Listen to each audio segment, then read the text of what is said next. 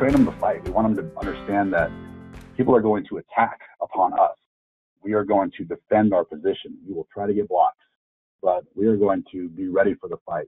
Just because you get to hit doesn't mean you get to score. I mean, we want our attackers to be terminal. And if you're not terminal, we want to have a certain prowess of being able to dig you out. I think what's important here is the area of which we can cover. I mean, we don't want to be excitable. We want to be able to have range. And for me, range is the obsession. So we just want to be able to cover a lot of distance. And if you hit hard, we're going to be in the spots where you hit hard. And if you hit slow or tip, we want to make sure we have good weight in order to be able to run those things down. All right, so starting posture here.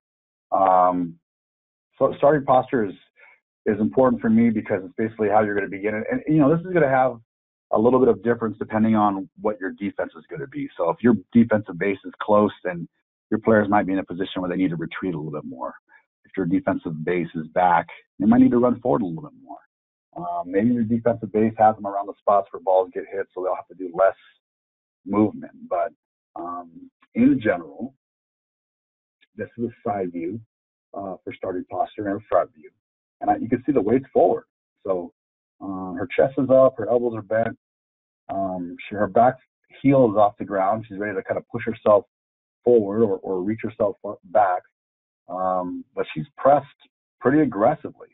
And so she wants to have her weight forward. This is not the hardest thing to ask for in terms of starting posture. What's extremely difficult is when you start having them move around, when you ask athletes to cover space, or especially when you ask athletes to take on opponent attackers, interesting dynamics happen. You'll see them rock their hips back. You'll see them go into more neutral weight or start in neutral weight and then rock their hips back to throw themselves forward. I like my defenders pressed, and I like really instilling the bravado that we're going to be pressed at our attackers, looking to take them on.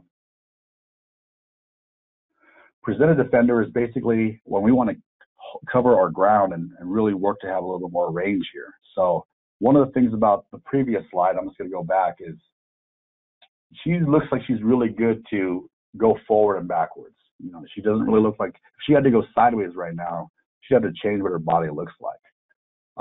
Right now, she's really built to go forward and back. You see her hips aren't necessarily, her chest isn't super low, so her hips aren't totally behind her. They're kind of below her. But this is not so much of an aggressive stance where she has to rise those things up. She's close to where she wants to be. All right, so presented defender. And you see the side view here. She's a little bit more, her feet are apart, and she still has a pretty good press. I mean, her elbows are still bent, her chest is up.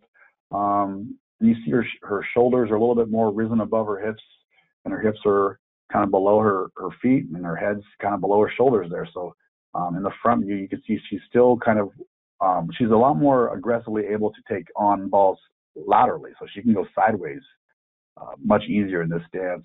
If she had to go forward, she could, as long as she had good weight, she could lean to fall forward. But if her weight was neutral here, then it would take her a little time to kind of motion forward. Now, another movement that we might have to do here is also retreating. I mean, you have to move backwards and forwards. So how can we use our bodies, and what should we do in terms of retreating? And I have a couple methods that I use.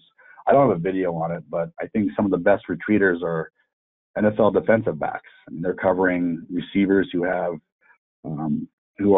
sprinter-like. These guys are fast, they can cut quick.